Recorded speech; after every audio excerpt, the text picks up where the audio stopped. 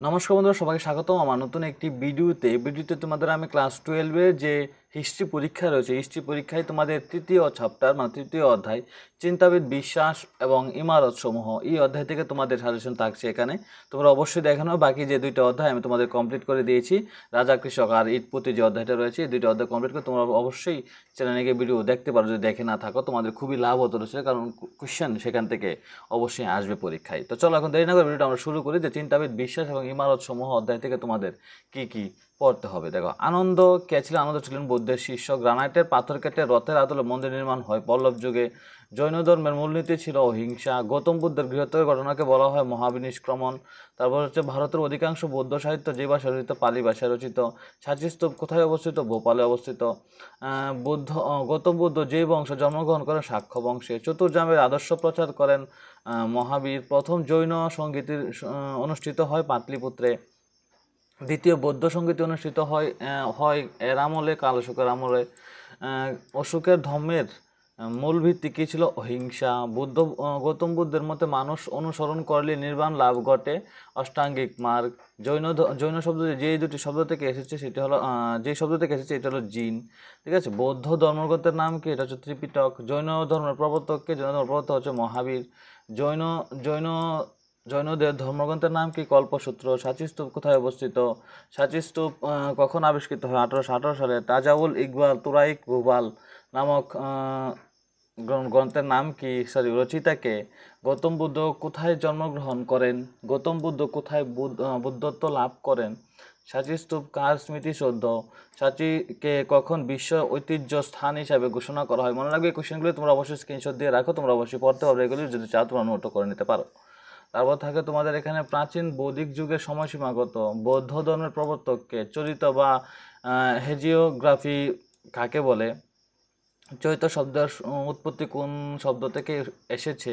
কোটাগারা শালা কি? ঠিক আছে। ধর্মচক্র প্রবর্তন কি? বৌদ্ধ ধর্মের ত্রিরত্ন বলতে কি বুঝো? বুদ্ধ শব্দের অর্থ কি? জৈনদের পবিত্র ধর্মগ্রন্থের নাম কি? বৌদ্ধ সঙ্গীতি কি? চৈত্য শব্দের অর্থ কি? কোথায় কোথায় বৌদ্ধ সঙ্গীতি সমূহ অনুষ্ঠিত হয়েছিল? স্তূপ কি? বৌদ্ধ ধর্মে হীনযান বলতে কি বুঝো? বৌদ্ধ ধর্মের মহাযান বলতে কি বুঝো? খুবই ইম্পর্টেন্ট কোশ্চেন। জৈন ধর্মের ত্রিরত্ন কাকে বলে? বৌদ্ধ দেব কোথায় জন্মগ্রহণ করেন?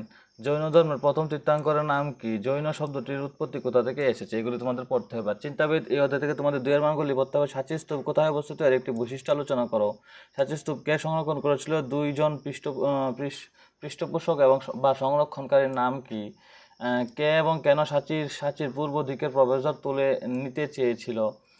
প্রাচীনকালের দুটি যজ্ঞের নাম লেখো। কে এবং কেন তা সম্পাদন করতেন? ভারত উপমহাসাগরের বাইরে বৌদ্ধ ধর্মের বিস্তার হওয়া দেশগুলির নাম, ঠিক আছে। তারপর হচ্ছে বৌদ্ধ ধর্মের দুটি সম্প্রদায়ের উল্লেখ করো। জৈন ধর্মের দুটি সম্প্রদায়ের উল্লেখ করো।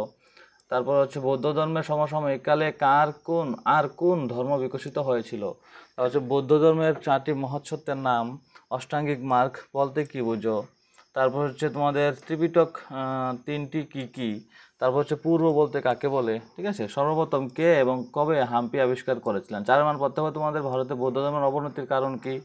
তারপর তোমাদের পড়তে হবে হীনযান মহাযান মধ্যে পার্থক্য আলোচনা করো, ঠিক আছে। তারপর থাকছে তোমাদের প্রাচীন ভারতে বৌদ্ধ ধর্ম কেন জনপ্রিয়তা লাভ করে? খুবই ইম্পর্টেন্ট কোশ্চেন প্রথম 3টা। তারপর থাকছে তোমাদের সাঁচি স্তূপ সংরক্ষণে ভোপালের বেগমদের ভূমিকা আলোচনা করো। বৌদ্ধ এবং জৈন ধর্মের প্রধান দুটি সাদৃশ্য বা দুটি বৈসাদৃশ্য আলোচনা করো। তারপর থাকছে তোমাদের সাঁচি স্তূপের স্থাপত্যশৈলী বর্ণনা করো। তারপর থাকছে তোমাদের বৌদ্ধ ধর্মের মূলনীতি ও মূল শিক্ষা সম্পর্কে আলোচনা করো। তারপর থাকছে তোমাদের জৈন ধর্মের মুখ্য শিক্ষা উপদেশগুলি আলোচনা করো, ঠিক আছে। তারপর থাকছে তোমাদের গান্ধার শিল্প বলতে কী বোঝায়? গান্ধার শিল্প বৈশিষ্ট্য আলোচনা করো, খুবই ইম্পর্টেন্ট কোশ্চেন। তারপর হচ্ছে পৌরাণিক হিন্দুত্ববাদ কীভাবে বিকাশ লাভ করেছিল তার প্রধান বৈশিষ্ট্যগুলো আলোচনা করো, খুবই ইম্পর্টেন্ট কোশ্চেন, ঠিক আছে। তো এইগুলি থেকে তোমাদের পড়তে হবে চিন্তাবিদ অধ্যায় থেকে। তোমরা অবশ্যই এগুলি পড়ে নিও। আর এই ভিডিওটা দেখবেন। নমস্কার, ধন্যবাদ সবাইকে। আর যদি নতুন হয়ে থাকো চ্যানেলটা অবশ্যই সাবস্ক্রাইব করে নিও।